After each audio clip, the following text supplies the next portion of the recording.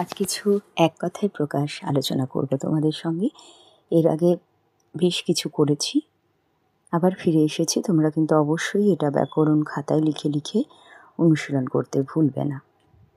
মাটি দিয়ে জিনিস তৈরি করে যে মৃৎশিল্পী, পা থেকে মাথা পর্যন্ত আপাদমস্তক, গতি আছে যার জঙ্গম, কাজ সফল হয়নি যার অসফল, আয় বুঝে ব্যয় করে যে মিতব্যয়ী, কোকিলের ডাক কুহু, স্বপ্নের মধ্যে শিশুর হাসি কান্না দেয়ালা, সূর্যের পুত্র সৌরী, অন্য গ্রাম গ্রামান্তর, হট্টগোলের জায়গা ভেটে রাখা না, কাকের চোখের মতো স্বচ্ছ কাকচক্ষু, হাতের চতুর্থ আঙুল অনামিকা, হাস্যরসের নাটক প্রহসন, গতি আছে যার জঙ্গম, হয়তো হতে পারে সম্ভাব্য, হাতির মাথার মতো মাথায় চুল নেই এমন ঘটোৎকচ, হাতির পিছে বসায় ভারী আসন হাওদা, কুন্তির পুত্র কৌন্তেয়, কুরুর পুত্র কৌরব, কুলের বিপক্ষে প্রতিকূল,